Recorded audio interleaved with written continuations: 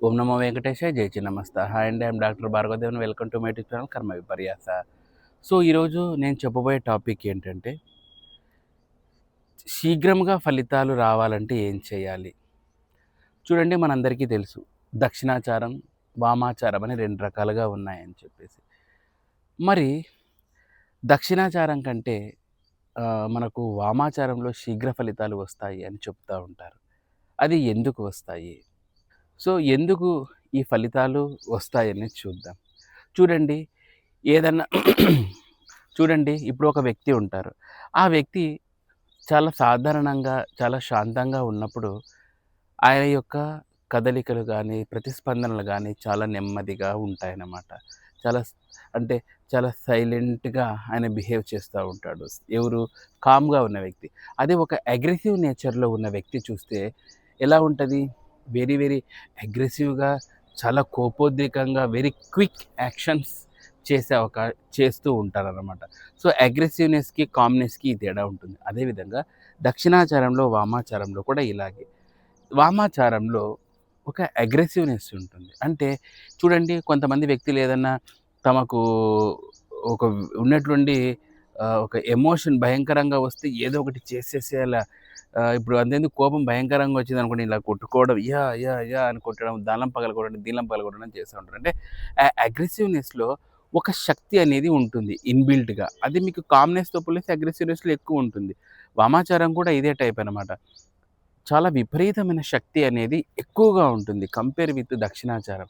అందుకే ఇక్కడ మనం చేసే సాధనలు కూడా తంత్ర మార్గంగా, అంతేకాకుండా చాలా ఉత్కృష్టంగా పంచమకారాలతోటి చేస్తాం. దీని వలన ఏమవుతుంది అంటే, ఆ ఎనర్జీ అనేది భయంకరంగా ఆ రైజింగ్‌లో ఉంటుందనమాట. ఆ రైజింగ్‌లో ఉన్నప్పుడే దీనిల ద్వారా శాంతి చేసినప్పుడు గ్రహాలు కూడా ఇమ్మీడియేట్‌గా శాంతి అవుతాయనమాట. ఇప్పుడు చూడండి, మీరు ఎవరైనా ఇప్పుడు చిన్న పిల్లలు ఉంటారు, ఫర్ ఎగ్జాంపుల్ చిన్న పిల్లలే కాదు, ఎవరైనా కానీ మీరు వాళ్ళు మీ మాట వినరు కొన్నిసార్లు. "ఇక్కడ రా" అన్నప్పుడు కూడా రారు, పట్టించుకోరు. అదే ఒక్కసారి "ఏయ్! ఇక్కడ రా" అన్నారనుకోండి, అంటే ఆ అగ్రెసివ్‌నెస్‌లో చలనం అనేది కదులుతుంది. అర్థమైందా? ఇప్పుడు మీకు పసిపిల్లోడు కానీ, మీ ఫ్రెండ్ కానివ్వండి, ఎవరైనా కానివ్వండి, మామూలుగా చెప్తే వినరు. అందుకే సామధాన భేద దండోపాయాలని మనకు చెబుతా ఉంటారు. సో, మామూలుగా చెప్పినప్పుడు వినని వాళ్ళు, కొంచెం మనం యాంగ్రీ చేసినామనుకోండి, వెంటనే వాళ్ళు రియాక్షన్ అనేది మొదలవుతుంది. సో, అంటే ఇక్కడ ఉన్న ఆ ఫెరోషియస్ ఎనర్జీకి ఏ విధంగా అయితే ఒక రియాక్షన్ క్విక్‌గా మనకు అపోజిట్ డైరెక్షన్‌లో కూడా వస్తుందో, అదే విధంగా ఎప్పుడైతే వామ దేవత ఆరాధన చేసినప్పుడు ఆ ఫెరోషియస్ ఈ యాంగర్ మూమెంట్స్‌కి గ్రహాలు క్విక్ మూమెంట్స్ ఇస్తాయి.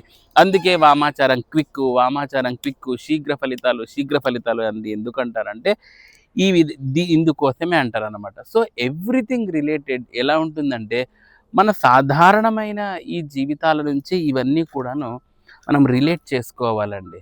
అర్థమవుతుందా? అంతే తప్పితే వామాచారం ఎందుకు ఫాస్ట్ వస్తుంది?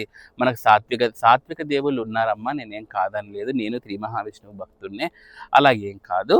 కానీ ఎప్పుడైతే మనం వామతంత్రంలో చేస్తామో, ఆ ఫెరోషియస్ ఎనర్జీకి రియాక్షన్ కూడా గ్రహాలు ఫెరోషియస్‌గా ఉంటాయి. మనం ఒక చిన్న పిల్లోడు ఎన్ని సార్లు వినకపోయినా ఒక్క దెబ్బ ఏసినా కూడా, లేదంటే ఒక్కసారి ఏయ్! అని తిట్టినామంటే వాడు ఎట్లా రియాక్ట్ అవుతాడో, మాటి మాటికి మీరు ఎన్ని సార్లు చెబుతున్నా, తాత్విక విధంగా ఎన్ని సార్లు చేస్తున్నా రెస్పాండ్ కాని గ్రహాలు ఒక్కసారి తంత్ర విధానంలో చేశారనుకోండి, ఉన్నట్లుండి ఉన్మత్తంగా అంటే ఒక ఒక సైకిక్ ఎనర్జీ లాగా రియాక్ట్ అయిపోతాయన్నమాట గ్రహాలు. That is the power of వామాచారం. ఇంకా ఇందులో పంచమకారాలు, మద్యము, ఇవన్నీ కూడా ఇంకా రకరకాల కాన్సెప్ట్‌లన్నీ ఉన్నాయి. వీటి గురించి అసలు పంచమకారాలు ఎందుకు వాడాలి అనేది నేను మునుముందు వీడియోల్లో చెప్పే ప్రయత్నం చేస్తాను.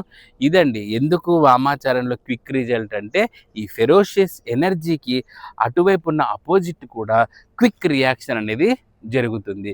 దీన్నే ఆ రిఫ్లెక్స్ అంటారనమాట. ఆ రిఫ్లెక్స్ ఎప్పుడైతే వస్తుందో మనకు ఆ ఎనర్జీని గ్రహాలనేవి వదులుతాయనమాట. సో, ఇదండి ఎందుకు క్విక్ రిజల్ట్స్ వస్తాయనే దానికి. సో, ఈ వీడియో నచ్చిందని అనుకుంటున్నాను. ఈ వీడియో నచ్చితే లైక్ చేయండి, షేర్ చేయండి, సబ్స్క్రైబ్ చేయండి. Thanks for watching. ఓం నమో వెంకటేశాయ. జై చిన్నమస్త.